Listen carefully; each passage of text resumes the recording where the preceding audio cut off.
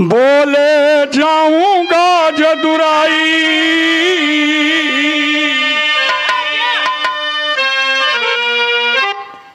पूरे नगर निवासी करन लगे सत्कार।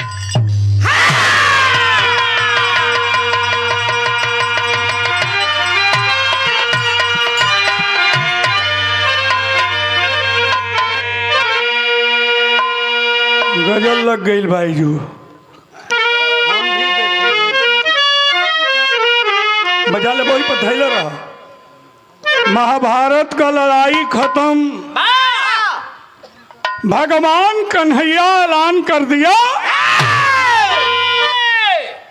कि मैं अब द्वारिकापुरी में जाऊंगा। पूरे नगर के लोग गाजा बाजा के साथ माला पहना करके विदाई कर रहे हैं। ई बतिया जब धृतराष्ट्र के पता चलल तो कहला कि हमारी तो आँखी से लौकेला ना, तनी कन्हैया के बुला ले वो लोग हमारी की। हाँ कोई जाके बताया कि धृतराष्ट्र इंतजार करत हुआ। भगवान यही तरह ना भगवान कहला, कहला कि अरे हम जान न गई, अब चला पहले। तुरंत आए धृतराष्ट्र के पास। तरजे हाँ वह बा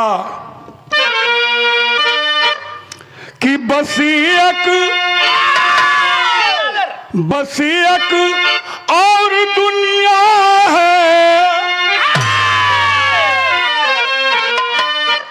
बसियक और दुनिया है इसी संसार के नीचे।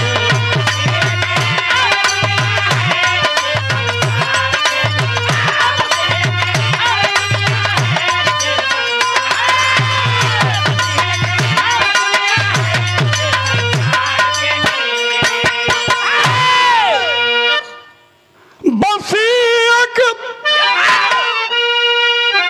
और दुनिया इसी संसार के नीचे, इसी संसार के नीचे, इसी संसार के नीचे पड़ गया सखियों का झूला रे कदम के डार के।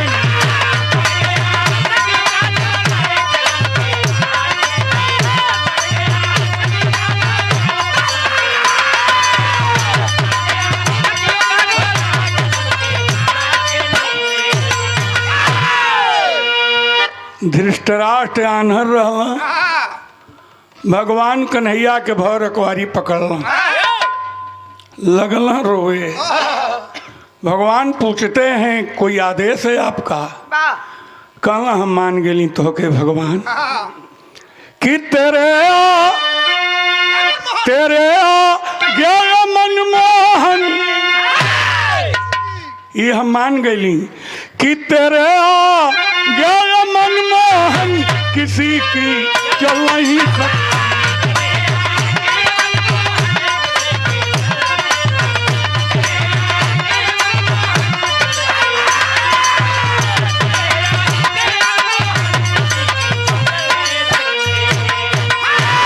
और जो चाहो ये वही होगा, जो चाहो ये वही होगा रे किसी की चल नहीं सकती।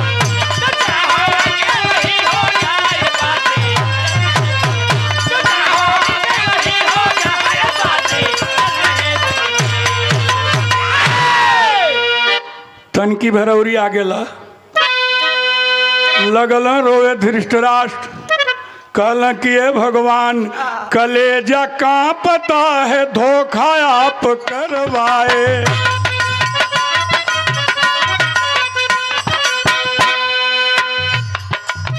मेरे जीते जी मेरे पुत्रों को क्यों मरवाए।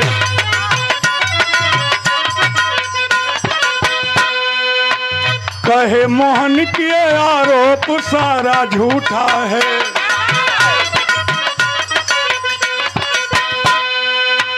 किए हैं पाप जो उसी का घड़ा फूटा है।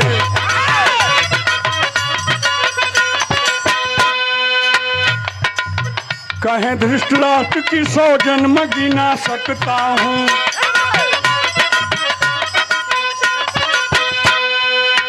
किया न पाप कभी आज बता सकता हूँ। कहा माधव ने सुनिए, कहा माधव ने सुनिए, बात ये पुरानी है, 101वें जन्म की एक कहानी है।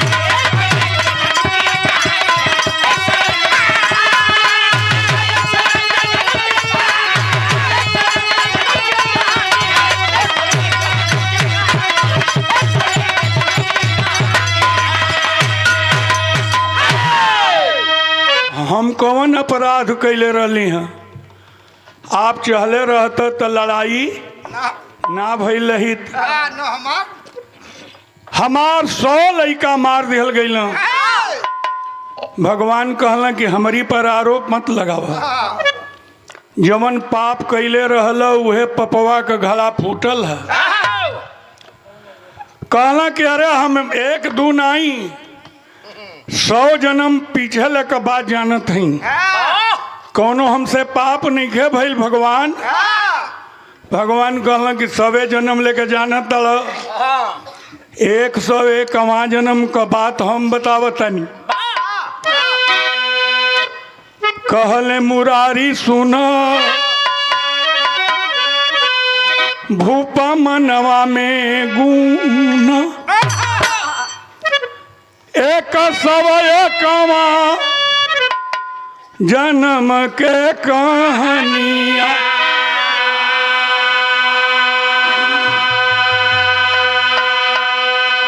नामी नरेश रहल, चहल तवन पवल,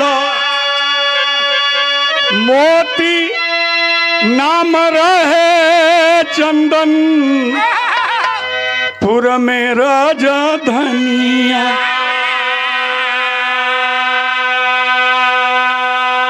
आप 101 बरस पहले भी राजा थे, आज धृतराष्ट्र हैं, उस समय आपका नाम मोती राजा था। आपकी राजधानी चंदनपुर में थी। एक बेर अकाल पड़ल, तनिको न पानी गिरल, सुखली जजात सगरी, ठनकली जामिनिया।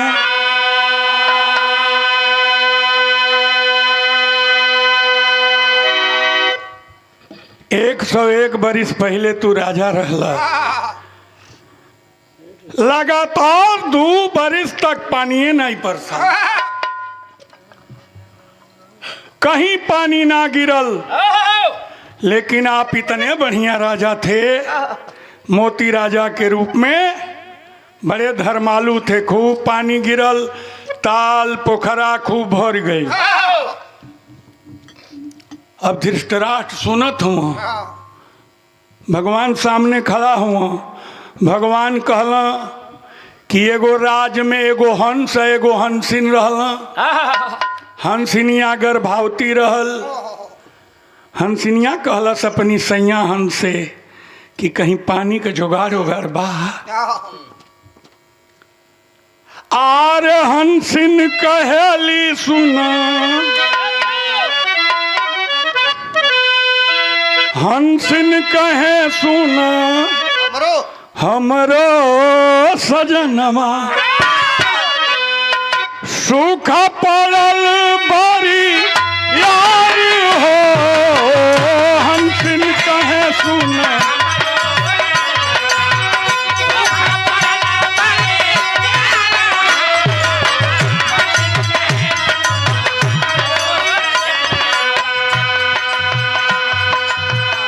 कौनो सरोवर में चलता सजनवा, कौनो सरोवर में चलता सजनवा सुखी रहित परिवार हो।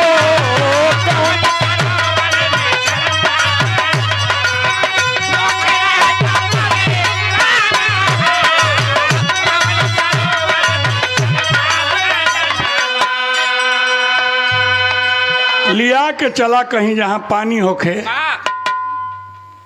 तरजबा माई बहिन हमन का गावेला लोग,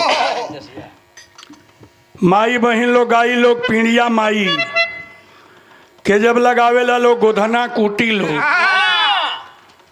आ गोधन के जब कूटी लो, गोधन बाबा तुरंत कुटले की बाद घरे घरे चल जाला, वो पीड़िया माई हो गावेला लोग की आज एकादशिया बकल दुआदशिया तेरसिया के ना आई हैं पिया परदेसिया तेरसिया के। हंस कहलस प्यारी पानी बिना मैं भी मर रहा हूँ, तुम गर्भवती हो, चलो एक जगह लेके चलता हूँ। कहलस कहाँ लिया के चलब? कहलस की बताओ तनिया जतनी। देखें ये हमारे परम मित्र बिरहा के बड़े अच्छे कलाकार, हमन का बिरहा खातिर खूब लड़ुअल होके कहीं कहीं झगड़ो, आ जहाँ ना होके के रहे तहाँ रमकेवला हमरे चला रहे वो कराई दे। ये हैं हमारे मित्र भाई अवध बिहारी चौरसिया जी। एक बार आप लोग ताली बजा करके इनका सम्मान करिए। ये कोई मामूली कलाकार नहीं है, अब भी बढ़िया गाते हैं। बूढ़ बैले का हराई ना भूला ले। आ बिरहा ऐसा चीज है कि जितने बुढ़ौती रही उतने बढ़िया हुई। आ नौका बाण से गवैया वो एक गो खाली बस धुन पर धुन मरले जाइ हैं, कहानी से मतलब ना रही। 5 गो धुन का मतलब आधा बिरहा। तो ये हमारे अवध बिहारी भाई हैं, बराबर बिरहा कराते हैं। हम लोगों को भी कहते हैं, हम लोग कहीं रहते हैं भाग के आते हैं, और देश के हर बड़े कलाकार भी जानते हैं, अगर छोटे जानते हैं तो बड़े कलाकार। इसलिए तुरंत एक बार ताली मंच से भी।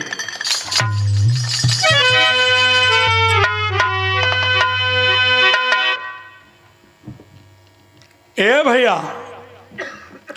हंस कहला कि देखबू पानी बिना जान ना बची। बात सही बा।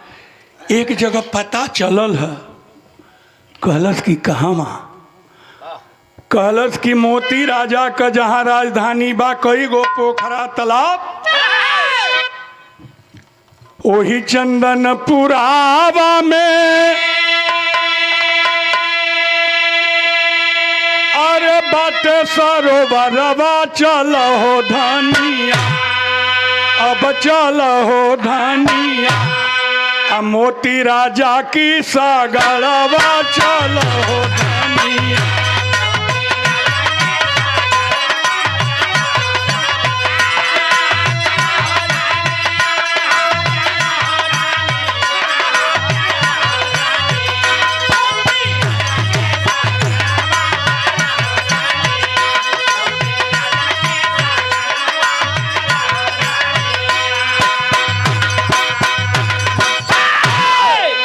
गर्मी भर सरोवर में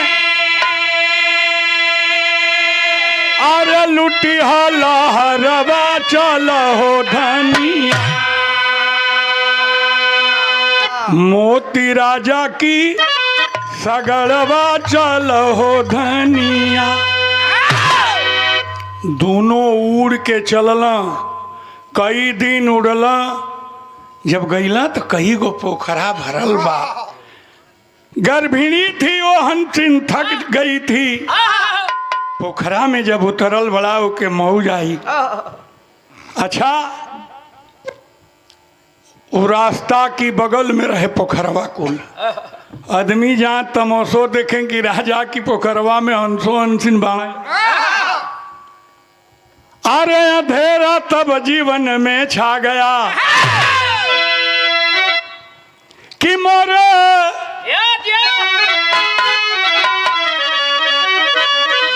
मोरे रामा अंधेरा तब जीवन में छा गया। हंसिन हंस डलल सरोवर में डेराय रहो डेराय रहो।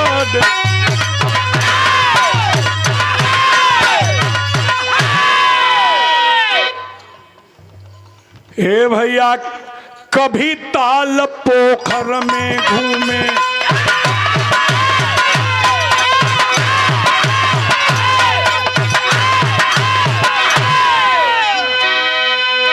हारमोनिया भी धीरे धीरे कि कभी ताल पोखर में घूमे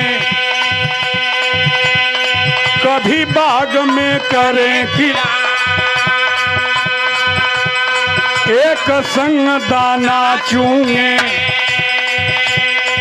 बोले मधुर मधुर के बो सवयंदा हंसिन दिहली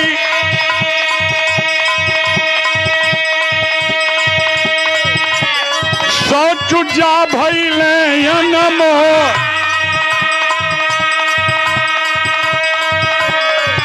अरे देख भूप तब ललच गए देख भूप तब ललच गए नौकर से बोले हैं दिल को।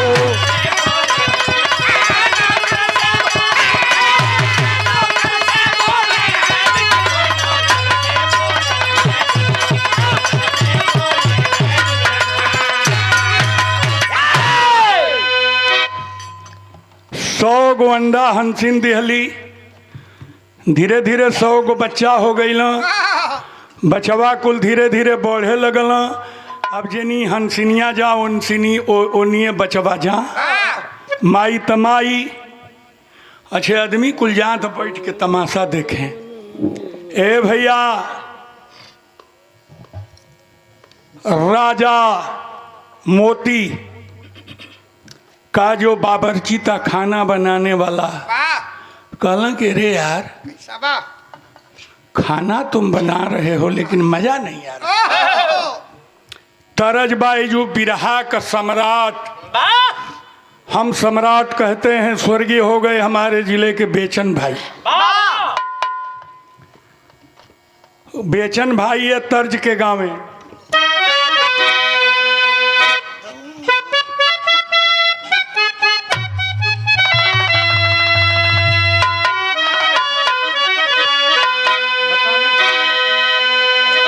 बताओ उनके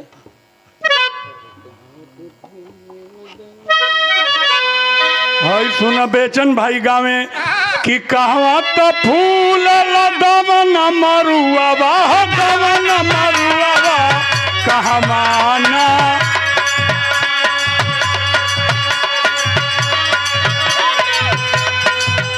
अरे कहवा तो फूल दमन मरुआ दमन मरुआ कहवाना नरियरवा के गाछ कहवाना।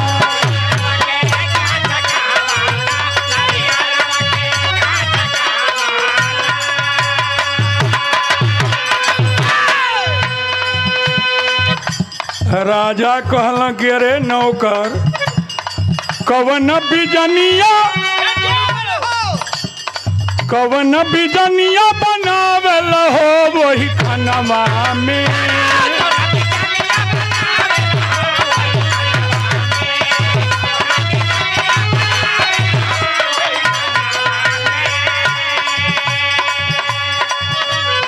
कवन बिजनिया बनावेल हो तोहरी खानवा में नहीं मिलेला स्वाद खानवा में।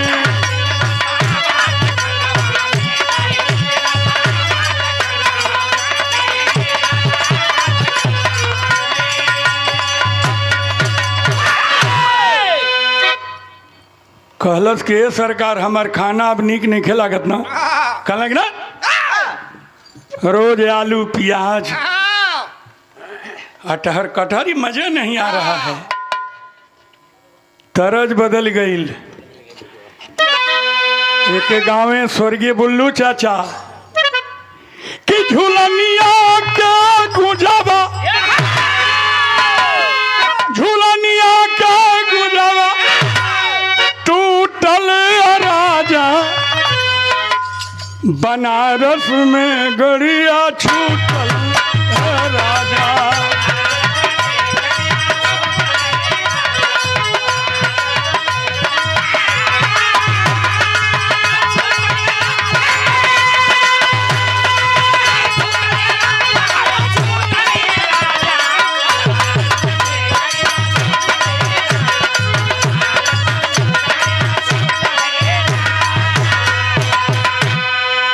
नौकरवा कहलस कि का खियाई, वही बगिया में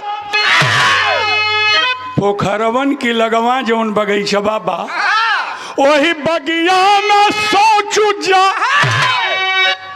बात राजा, लेकिन पकड़ले पर हंस काटे हो राजा।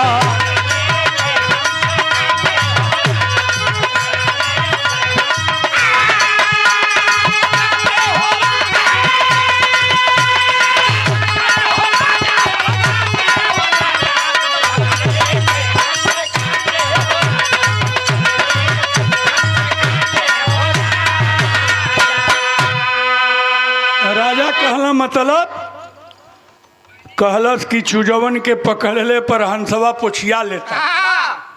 कल तब कहे कि अगर वो मिली जाते चुज्जा त चिकन बनवती, रसदार शुरुआ जब तुहके खियवती।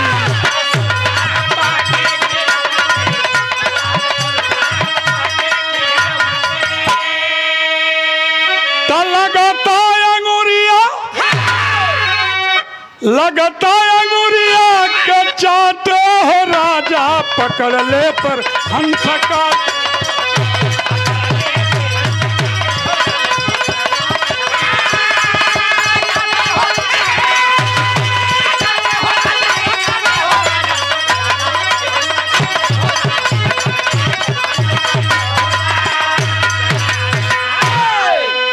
अगर ओइमे के दुइयो गो मिल जैतन सब बचवा न बना देती सरकार। अंगूरी ना चाटे लगता तो कहता राजा कहला यार किसी तरह से जाल ओल में फंसा लो। कहलस की जाली में नहीं खस जा, जनकार बना सो हंसवा हंसनिया बता देता हूँ से। तो एक दिन राजा यही ले वही बगिया की ओरी, बगीचा में राजा दाना पानी भी रोज डलवावे अपने। वही दिन विशेष दाना लेके गईला। हंस हंसिन जब ओकर बच्चा कुल खाए लगल, राजा वही हंसवा के पकड़वा लिहला। एक दिन राजा आइले बगिया की ओरी, हंस जब पकड़ा गई तो वही हंसा का दूनों नयन दिहला फोरी।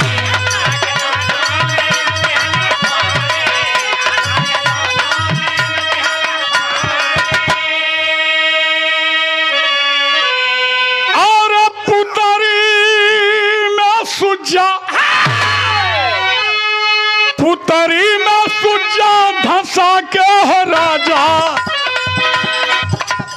पुतरी में सुजा धंसा के हो राजा, पकड़ ले पर हंस काटे हो।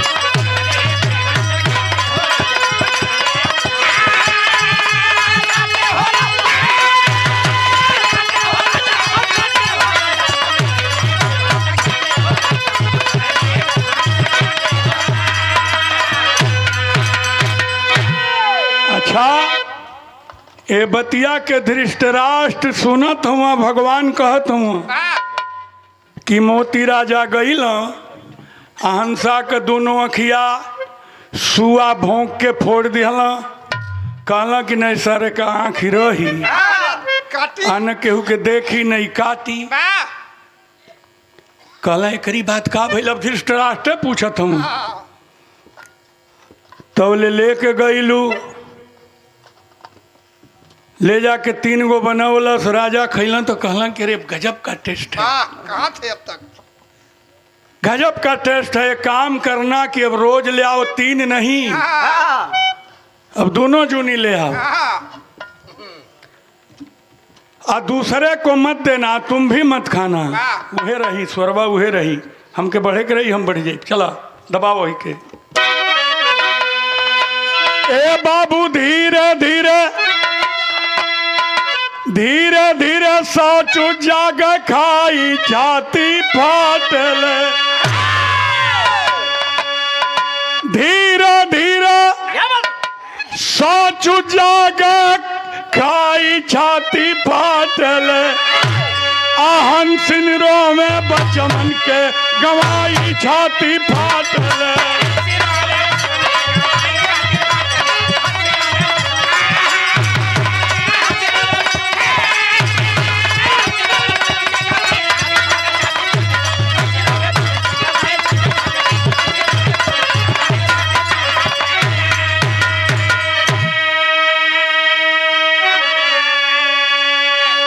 सौ बच्चा के राजा खा गई।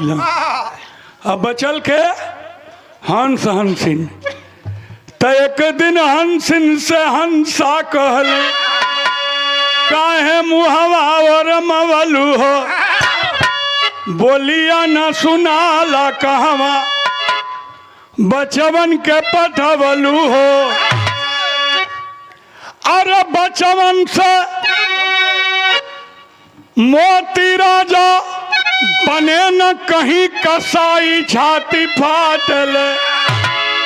बचवन से दे तू हमके मिलवाई छाती फाटले। बाप धीरे धीरे हो। चाय वाले बस अब चाय लेके जा, हिना लोग दे दिया ना, वो ले ला, पकड़ ला, वो बाजार लगा दिए, झूठे दिमाग डिस्टर्ब होला मन का। कहला हंसवा की कहो, कहीं लामे भेज दिया लुकाए, अब चुकचुकात नहीं खस।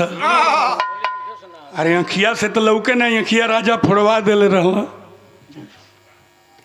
हंसिनिया लगल रोवे, कहलस कि ये सैया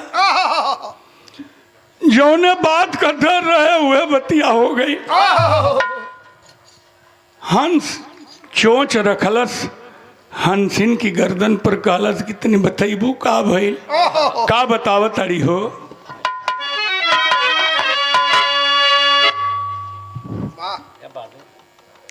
हाय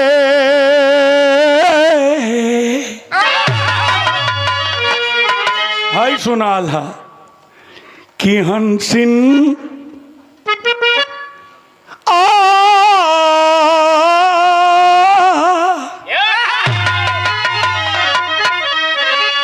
हंसिन कहेली नीर, अरे भर के नयनवा हो स्वामी।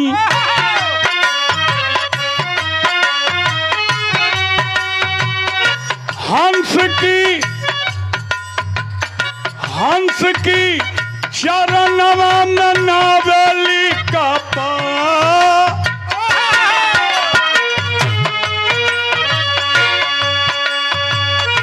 चोर नहीं की भेजले कतही, चोर नहीं की भेजले कतही, अपना ललनवा स्वामी।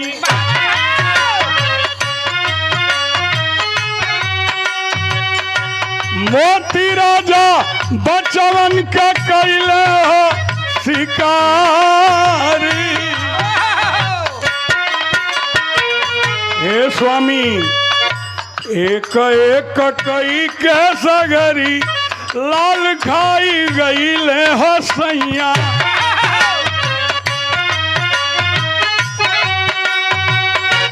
पोखिया के हमारी लगली रोवे हंसिनिया, कोखिया के हमारी पापी दिहला सो उजार।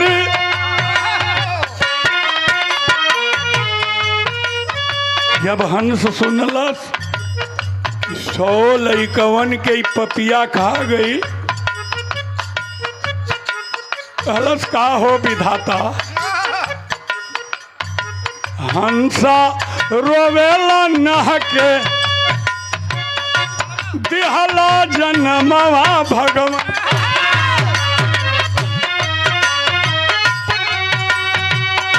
छीन लिहला बचवा फूटल अखिया हो हमारी।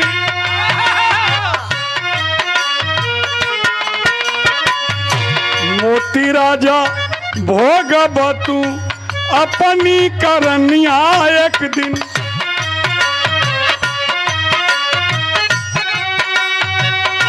श्रपवा सुना के दिहल तनवा के विसार।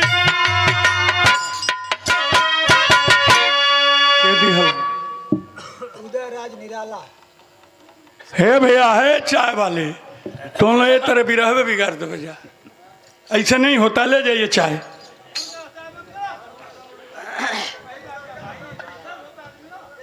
ले जा चाय ले जा, कोई देनी तो ले जा। हंसिन आपस में रोवे लगला, श्राप दिहला कि का हो मोती राजा 100 लइकवन के खा गई। तजौने बाप महतारी का बेटा बेटी ना रही हैं, वो जिंदा रही हैं। 2-4 गोड़न के खा गल रहता तो चलित, एकदम कुलवे उजार दिहला। अपनी करनी का फल फैब, यह श्राप दे के या दोनों प्रणवे त्याग दिहला। धृतराष्ट्र कहला कि ये भगवान तब का भइल, कहला कि सोना का भइल।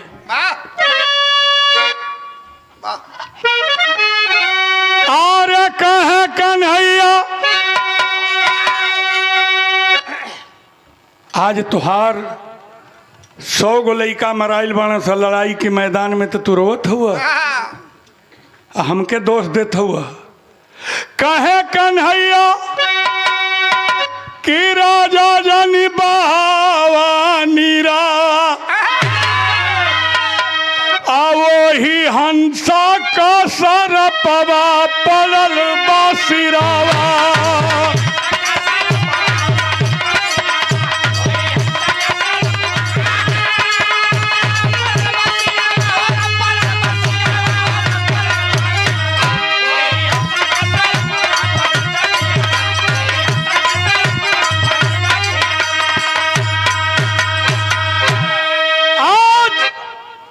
धृतराष्ट्र हैं 101वां जन्म में तुहही मोती राजा रहल।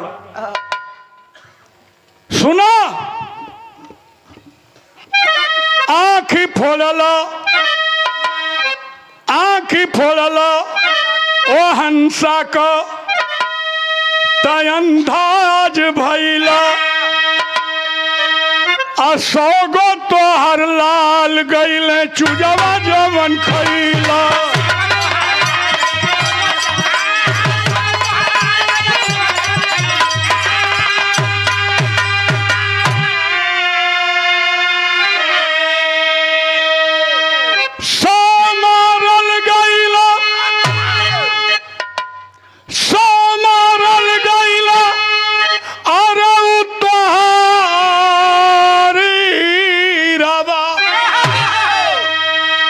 हंसा के आँख फोड़ल, तहिया का पाप कईल।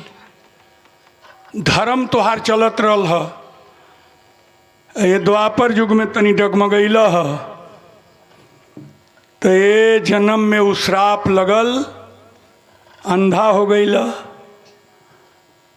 100 गो जौन चुजवा खैल उहे 100 तोहार लड़िका बन के जन्मला। 100 मारल गईल। धृतराष्ट्र लगल रोए, कहलंगे भगवान ज्ञान मिला मोहन से, बैरागी भूप भइल।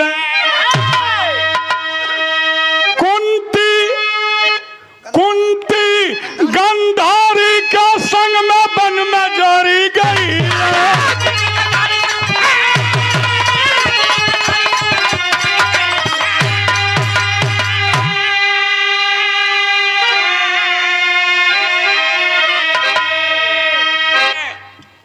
भगवान से जब ज्ञान मिला, युधिष्ठिर को नहीं बल्कि धृतराष्ट्र को, तो वन में गए। वन में जब गए तो साथ में उनकी पत्नी गंधारी गई, और जब जेठान गंधारी गईली तो देवरान कुंती भी गईली। पतई लकड़ी बिटोर के धृतराष्ट्र आग लगा लिए। जब जलने लगे तो उसी चिता में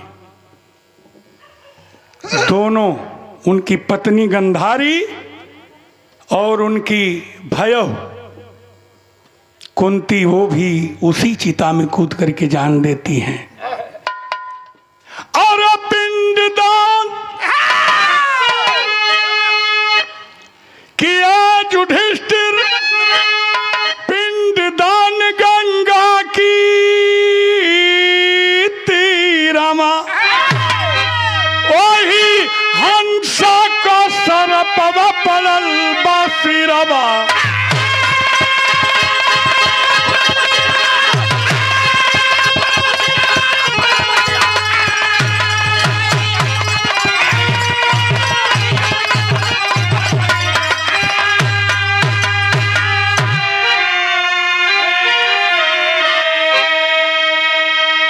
स्वामी गुरु बिहारी रमन, श्यामा स्वर्ग सिधारी, बब्बन यादव विश्वनाथ, संवरू मंगल गिरधारी हो।